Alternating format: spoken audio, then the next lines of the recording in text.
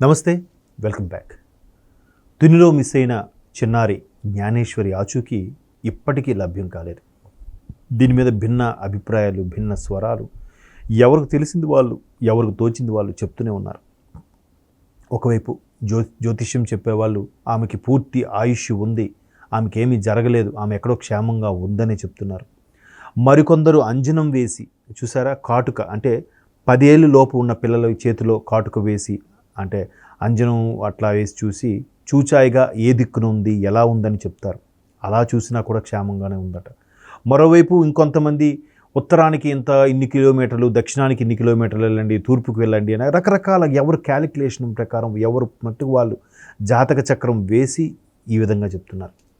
మరోవైపు ఉప ముఖ్యమంత్రి పవన్ కళ్యాణ్ గారు, హోంమంత్రి అనిత గారు ఇది చాలదన్నట్టు సీఎంఓ ఆఫీస్ నుంచి, ముఖ్యమంత్రి చంద్రబాబు నాయుడు గారి ఆఫీసు నుంచి కూడా ఒత్తిడి బాగా ఉంది పోలీసులపై.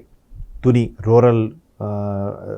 రూరల్లో ఉండే సిఐ ఎవరైతే ఉన్నారో ఇన్స్పెక్టర్ గారు, వాళ్ళు పర్యవేక్షణలో స్పెషల్గా ఎప్పటికప్పుడు కొనుక్కోవడం, మాట్లాడటం. అలాగే ఎన్డీఆర్ఎఫ్ బృందాలు ఉంటాయి, నేషనల్ డిజాస్టర్ రెస్క్యూ ఫోర్స్ అని, ఆ బృందాలు కూడా ఒక 30 మంది 4-5 టీంలుగా విడిపోయి పర్యవేక్షించడం. మరోవైపు పోలీస్ బృందాలు కూడా 3-4 టీంలుగా విడిపోయి సుమారుగా ఒక 100 మంది పోలీస్ యంత్రాంగం దీని మీద దృష్టి పెట్టారు. నేటికి సరిగ్గా 10 రోజులు కావస్తున్నా కూడా పిల్ల ఆచూకీ ఎందుకు లభ్యం కావటం లేదు. నిజంగా పోలీస్ యంత్రాంగం చాలా పటిష్టంగా పనిచేస్తుంది, ఎందుకంటే టెక్నాలజీని వాడుకుంటున్నారు.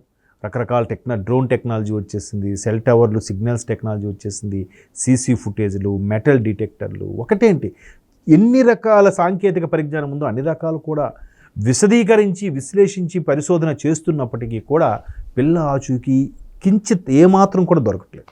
అంటే ఎక్కడైనా దెబ్బ తగిలినట్టు ఒక రక్తపు బొట్టు కానీ, లేదా ఒక జంతువు ఏదైనా చేస్తే ఆ అమ్మాయి తాలూకు దుస్తులు కానీ, లేదంటే ఇంకేవైనా అమ్మాయి తాలూకు మెటల్ పట్టీలు అలాంటి వస్తువులు కానీ, లేదా అమ్మాయిని ఎవడైనా తీసుకెళ్తున్నాడో చూసిన సాక్షి కానీ, ఎటువంటి ఆధారాలు కూడా దొరకడం లేదు.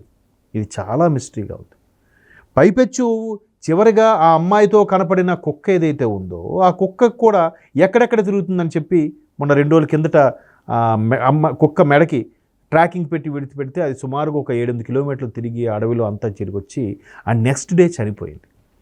సో ఇప్పుడు దానికి పోస్ట్ మార్టం నిర్వహించేసరికి ఆ పోస్ట్ మార్టంకి సంబంధించి కొన్ని రిపోర్ట్స్ ఏవైతే ఉన్నాయో అవన్నీ కూడా దగ్గరలో ఉండే విశాఖపట్నంకి ఫోరెన్సిక్ ల్యాబ్కి పంపించారట.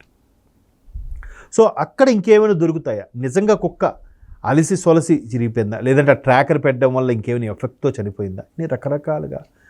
ఇంకా మరి అంటే ఎన్ని అనుమానాలు వస్తున్నాయంటే, ఒకటి ఏదైనా జరిగితే ఏవో ఆనవాళ్ళు దొరకాలి, లేదు కిడ్నాపే జరుగుండొచ్చు. కిడ్నాప్ జరిగితే పోలీస్ యంత్రాంగంకి ఇన్ని రోజులు ఇంత సమయం పడుతుందా? అసలు ఎవరు కక్షగట్టి చేశారు? పోనీ అలా అయినా వెల్ ఆఫ్ ఫ్యామిలీ, దానివల్ల వీళ్ళు కక్షగట్టి ఈ విధంగా చేశారు అనుకోవడానికి కూడా పూర్తిగా ఆధారాలు లభ్యం అవ్వట్లేదు. మధ్యాహ్నం నుంచి కనబడపోతే రాత్రి 8-8:30 వరకు కంప్లైంట్ ఇవ్వలేదనేది పోలీసుల వారి కోణం. నిజంగా అంటే వాళ్ళు అన్ని రకాలుగా ఆలోచిస్తారు. దీనివల్ల ఎవరికి లబ్ధి, ఎవరికి ఉపయోగం, పాప మిస్ అవ్వడం వల్ల లేదా పాప లేకపోవడం వల్ల అనేది కూడా ప్రతి ఒక్కరిని కూడా అనుమానించి ఆ కోణంలోనే దర్యాప్తు చేస్తారు. కానీ ఇక్కడ ఏ ఆనవాళ్ళు దొరకట్లేదు, ఏది లభ్యం అవట్లేదు, చాలా మిస్టరీగా ఉంది. సో ఇంత మిస్టరీని ప్రభుత్వ యంత్రాంగం కూడా ఒక 100 మందికి పైగా పోలీసుల్ని, ఎన్డీఆర్ఎఫ్ టీంని, వీళ్ళని శరవేగంగా బృందాలుగా విడిపోయి చేస్తున్నా కూడా చిన్న ఆనవాళ్ళు కూడా దొరకట్లేదు. మరోవైపు ఇంతకుముందు ఇంకో జ్యోతిష్యుడు వచ్చి కూడా ఇట్లాగే సుమారుగా ఇక్కడికి 300 కిలోమీటర్ల పరిధిలోనే అమ్మాయి ఉన్నట్టుగా ఆయన చెప్తాడు. సో అంత 300 కిలోమీటర్లు అంటే ఆల్మోస్ట్ ఆల్ స్టేట్ కూడా దాటేసి ఉండొచ్చు. ఇది చాలదన్నట్టు ఆ అడవిలో ఏమైనా జంతువులు ఏమైనా చేశాయా? సరే, ఈ అడవిలో ఏ జంతువులు ఉన్నాయి? ఫారెస్ట్ డిపార్ట్మెంట్ రంగంలో దిగింది, ఫారెస్ట్ రేంజ్ ఆఫీస్ని తీసుకొచ్చారు. అయ్యా ఏంటి, నాకు తెలిసి ఇక్కడున్న అడవిలో ఈ కొండలు, కోనలు, గుట్టల్లో చిన్న దుప్పిలు, లేడ్లు, అడవి పందులు ఇలాంటివి కనిపించే కానీ క్రూరమృగాలు ఏం కనపడలేదు. సరే, కొండ చిలువ, పైథాన్ అలాంటిది ఏమైనా చేస్తుందా? పైథాన్ ఉంటే ఉండొచ్చు కానీ ఎప్పుడు మా టీంకి ఎప్పుడు కనపడలేదని ఆయన నిర్ధారించారట. సో ఏది జరగకపోతే ఏమైనట్టు? పోనంత క్రూరమృగం, ఎందుకంటే ఇవాళ రేపు ప్రతి దగ్గర కూడా జనసందాహం ఎక్కువైపోయే కొద్దీ, సెల్ టవర్లు అలాంటివి ఎక్కువైపోయే కొద్దీ వాటి రేడియేషన్ ఎఫెక్ట్ వల్ల కొంత అవ్వచ్చు, కరువు కాటకాలు పూర్తి స్థాయిలో, ఎండలు విపరీతంగా పెరిగి వాటర్ లేకపోవడం వల్ల కొన్ని జీవులు అంతరించిపోయి ఉండొచ్చు. మరికొన్ని దగ్గరలో ఊళ్ళలోకి పడి వస్తున్నాయి. కానీ అక్కడ శ్రీకాకుళం జిల్లాలో అటువంటి ప్రాంతాల్లో పులి కనిపించిందనే సందర్భాలు ఉన్నాయి. కానీ ఇక్కడ తుని పరిసరాల్లో పులి లాంటివి కనబడినట్టుగా ఇప్పుడు ఇంతవరకు చెప్పలేదు. అయితే ఎన్ని అంటే ఇక చెప్పలేమండి. పాపం పోలీసులు కూడా కంటి మీద కున్ను లేకుండా ఎంతో జాగ్రత్తగా శోధిస్తున్నారు. చిన్న ఆనవాళ్ళు కూడా దొరకడం లేదు. ఒకవేళ కిడ్నాప్ అయ్యి తప్పు జరిగి ఉంటే, ఎవడో ఒక వెధవ తప్పు చేసి ఉంటే వాడికి శాపమే కదా. ఏదో ఒక చిన్న లీడేని వదులుతాడు కదా. వాడికి తప్పు చేసిన వాడికి శాపం ఏదో ఒకటి దొరుకుతాడు కదా. అది కూడా దొరకడం లేదు. సరే, ఇప్పుడు ఫైనల్గా ఇంకోటి ఏంటంటే డ్రోన్స్ కూడా పెట్టారు. డ్రోన్ల ద్వారా ఆమె పిల్ల ఇంటి పరిసర ప్రాంతాల్లో సుమారుగా ఒక 1 km 2 km రేడియస్ వరకు పిల్ల ఎక్కడి వరకు వెళ్ళి ఉండొచ్చు, ఏమై ఉండొచ్చు, లేదా ఎవరినైనా అమ్మేశాడా, అవయవాల కోసం ఏమైనా చేశాడా, ఇలాగ మరి అంటే జనరల్గా ఎవరికైనా కీడించి మేలించమని అంటాం కదా. అలాంటి కీడులో రకరకాల ఆలోచనలు వస్తున్న తరుణంలో ప్రతి ఒక్కరు కూడా 4 సినిమాలు చూసేసి 40 పుస్తకాలు చదివిన వాళ్ళు కూడా పోలీసుల కంటే పవర్ఫుల్గా ఇన్వెస్టిగేట్ చేసేసి రాసేస్తున్నారు.